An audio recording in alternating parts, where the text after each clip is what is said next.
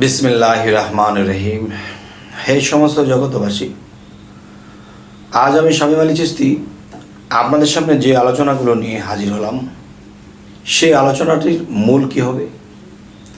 সেই আলোচনাটির মূল হবে যে আল্লাহর তো সব কিছু আছে, আল্লাহ সব কিছু দেখে, আল্লাহ কথা বলে।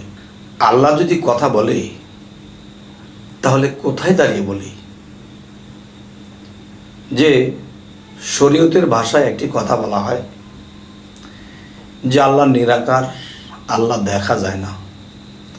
তো আল্লাহ যদি দেখাই না যায় তাহলে তিনি কথা বললে আমি শুনবো কী করে? যেমন একটি ট্যাপ রেকর্ডার বা একটা মাইক, এটা যখন ছাড়া হয় তখন কিন্তু এটার কথা শোনা যায় বা এটার শব্দ শোনা যায়, কিন্তু শব্দের পাশাপাশি কিন্তু সেই বিষয়টার মাইকটা দেখা যায়। তাহলে আল্লাহ কি বলেছে? যে আল্লাহ কথা বলেছে কার সাথে? মূসা আলাইহিস সালামের সাথে কথা বলেছেন। আচ্ছা, মূসা আলাইহিস সালামের সাথে যে কথা বলেছেন, কোরআনের আয়াত যদি আমরা ভালো করে খেয়াল করি তাহলে দেখা যায় আল্লাহকে দেখতে চেয়েছিলেন।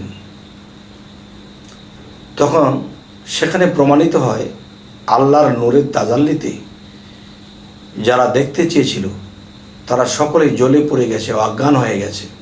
অজ্ঞান যখন হয়েছিল তখন তারা যখন জাগ্রত হয়েছে তখন বলল যে আমাদের কিছুই মনে নেই। আচ্ছা, তো শরীয়তের কিছু বিষয় যে এরকমভাবে বোঝানো হয়েছে, আল্লাহ নূরে তাজাল্লি, আল্লাহ নূরে তাজাল্লি, আল্লাহ নূর, তাহলে এসব কথাই কিন্তু আমাদের বুঝ হয় না। হযরত মুহাম্মদ সাল্লাল্লাহু আলাইহি সাল্লামের এখানে গেলে তিনি আল্লাহর সাথে সাক্ষাৎ করেছেন, আল্লাহর হাতে হাত দিয়ে। মেরাজ তত্ত্বে যখন আমরা যাব তখন পাওয়া যায় কি যে আল্লাহর হাতে হাত দিয়ে বায়াত গ্রহণ করেছেন। তাহলে আল্লাহর হাতে হাত রেখেছে, তার কিছু হলো না। আবার আল্লাহর সাথে ফেস টু ফেস কথা বলেছে, মুহাম্মদ সাল্লাল্লাহু আলাইহি সাল্লামের কিছু হলো না। আর মূসা নবীর সাথে যারা দেখতে গিয়েছিল, কি অন্ধবধির হয়ে গেছে, অজ্ঞান হয়ে গেছে। তাহলে বোঝা গেল কি, যারা মূসা আলাইহিস সালামের সাথে গিয়েছিল তারা আল্লাহকে দেখার যোগ্যতা তাদের মধ্যে ছিল না। হযরত মুহাম্মদ সাল্লাল্লাহু আলাইহি সাল্লাম, তিনি যোগ্যতা ছিল, আল্লাহ তাকে দোস্ত বলেছেন, আল্লাহ তাকে দাওয়াত করে মেরাজে নিয়ে গেলেন। যাই হোক, আজকের মূলত আলোচনা যেটা, সেই আলোচনাটা হলো কি যে আল্লাহ বর্তমান কোথায় দাঁড়িয়ে কথা বলেন। নবুয়তের সময় যে কোনো একভাবে বলে গেছেন, কিন্তু বর্তমান আল্লাহ কোথায় দাঁড়িয়ে কথা বলেন? আচ্ছা, কোথায় দাঁড়িয়ে কথা বলেন সেই কথাটি আমি আপনাদেরকে বলবো। সূরা হামিমের মধ্যে পাওয়া যায় যে কিতাবুন ফুসিলাত আজাতু কোরআনান আরাবিয়ান, এই এক গ্রন্থ আরবি কোরআন রূপে অবতীর্ণ, এর বাক্যসমূহ জ্ঞানীদের জন্য। তাহলে আল্লাহ কি বলেছে? যে আমার এই কোরআনটা সকলে বুঝবে না, জ্ঞানীদের জন্যই এই কোরআনের নির্দেশন তারাই পাবে। তাহলে এই কোরআনটা সবাই দেখতে পায়, কিন্তু এই কোরআনের আয়াত সকল মানুষের জন্য নয়, সবার জ্ঞান এটা ধরবে না, এটা আল্লাহ বলেছে। তাহলে সকল স্তরের মানুষ কিন্তু আল্লাহকে দেখবে না, সকল স্তরের মানুষ কিন্তু আল্লাহ কোথায় দাঁড়িয়ে কথা বলছে তারা দেখলেও বুঝবে না। যদি দেখতে হয়, বুঝতে হয়, তাহলে তাদের সেই জ্ঞান প্রয়োজন, সেই চৈতন্য তার প্রয়োজন। তবে আমি ইশারা করে বলবো যে আল্লাহ কিন্তু মঞ্চে উঠবে, মঞ্চে উঠে তখন আল্লাহ কথা বলবে বা ভাষণ দেবে, বক্তব্য দেবে। নবুয়তের যুগে একরকম বলতেন, বর্তমানে বেলায়েতের যুগে আল্লাহ কোথায় কিভাবে দাঁড়িয়ে বক্তব্য বা কথা বলেন, জিনিসগুলো অবশ্যই বোঝার বিষয়। দেখুন যে কোরআনেরই কথা, যখন হযরত মুহাম্মদ সাল্লাল্লাহু আলাইহি সাল্লাম যুদ্ধে তার নিজের হাতে বালি নিক্ষেপ করেছিলেন, আর সেই বালি, ধুলাবালি কাফেরের শরীরে পড়ল, তখন সেই কাফের কেউ অন্ধ হলো, কেউ বধির হলো, কেউ হাত পা নেই, হাত পা পঙ্গু হয়ে গেল। তখন আল্লাহ বলতেছে যে, হে মুহাম্মদ, আপনি যে ধুলাবালি নিক্ষেপ করেছেন, কাফেরগণ যে তারা অন্ধ বধির হয়ে গেছে, তাহলে সেই ধুলোবালি আপনি নিক্ষেপ করেননি, সেই ধুলিবালি আমি আল্লাহ নিক্ষেপ করেছি। সুবহানাল্লাহ। তাই যদি হয়, আল্লাহ কিন্তু কোরআনে এটিও বলেছেন যে নিজেকে পবিত্র করলো সে সফল কাম। এটা শুধু নবীদের বেলায় বলা হয়নি, পয়গম্বরদের বেলায় বলা হয়নি, এটি সকলকেই বলা হয়েছে যে নিজেকে পবিত্র করলো সেই সফল কাম। তো এই পৃথিবীতে সাধনার দ্বারা, আমলের দ্বারা, কর্মের দ্বারা যারা আল্লাহর পথে অগ্রসর হয়েছিল, তারা পবিত্র হয়েছিল, এবং সেই পবিত্র মানুষের কালবে এসে আল্লাহ বসেন। সেই পবিত্র মানুষের কালবে এসে যখন আল্লাহ বসেন, তখন সেই কালবে বসে আল্লাহ কথা বলেন। কিভাবে কথা বলেন?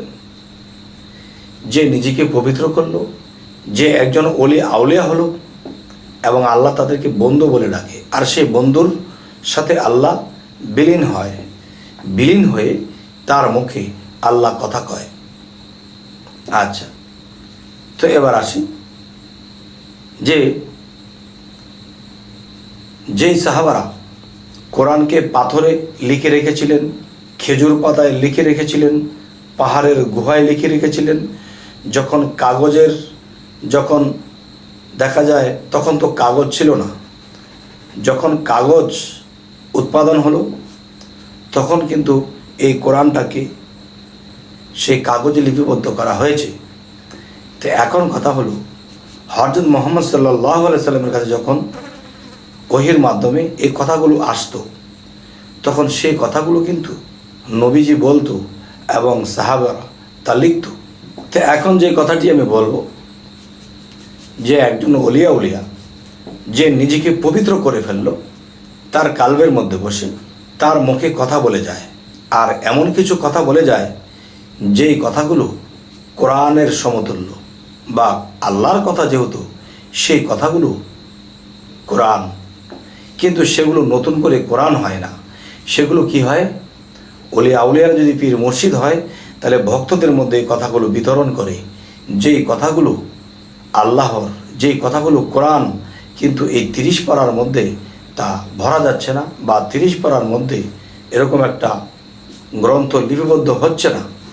তবে সেই পীর মসজিদ যারা নিজেকে পবিত্র করেছে, আল্লাহর সাথে একাকার হয়েছে, আল্লাহ তার মধ্যে বিলীন হয়েছে, তার মুখ দিয়ে কথা বলে, তা ভক্তরা শ্রবণ করছে এবং আধ্যাত্মিক শক্তিতে শক্তিমান হচ্ছে। আধ্যাত্মিক কি? আধ্যাত্মিক হলো রুহানি শক্তিতে শক্তিমান হচ্ছে। আচ্ছা, তো এখন আমি যে বোঝাতে চাচ্ছি যে আল্লাহ কিন্তু বিসমিল্লাহর মঞ্চে উঠে বক্তব্য বা ভাষণ বা কথা বলতেন। তো এখনও যার হৃদয় পরিষ্কার, যার কাল পরিষ্কার, এখানে আল্লাহ বসে সেই ব্যক্তির মুখে কথা বলে,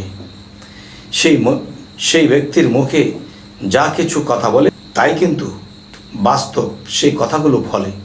তাই আপনাদের সামনে শামীম আলী চিশতি যাই কিছু বলে, এই কথাগুলো তাদের কাছে, এই কথাগুলো চলে যারা সাধনা করে এবং আল্লাহর সঠিক পথে চলে, এবং তারা আউলিয়াদের দলে।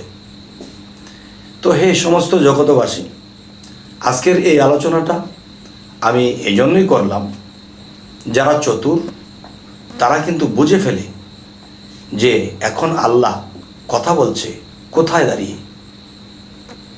একজন পবিত্র মানুষের মধ্যে আল্লাহ এসে সেই মানুষের মুখে কথা বলে চলে যায়। একমাত্র চৈতন্য জ্ঞানী তারাই একমাত্র ধরে ফেলে যে এই কথাগুলো আল্লাহর। এটার প্রমাণ কিন্তু গ্রন্থে আরও আছে। সুবহানামা আযমা শানে, আমার শান অতি পবিত্র। এই কথাটি বলতে যাইয়া সেই ব্যক্তিকে শিরচ্ছেদ করেছিল, কিন্তু সেই শিরচ্ছেদ করতে যাইয়া তার ভিতর দিয়ে তরবারি বের হয়ে গেছে। তার ভিতর দিয়ে তরবারি বের হয়ে দুই দিকের মানুষ আহত হয়েছিল, কিন্তু তার কিছুই হয়নি। তাহলে তিনি বলেছিল, তাহলে এই কথাটি আমি বলিনি, এটি আল্লাহই বলেছে। সুবহানামা আযমা শানি, তার মানে আমার শান অতি পবিত্র।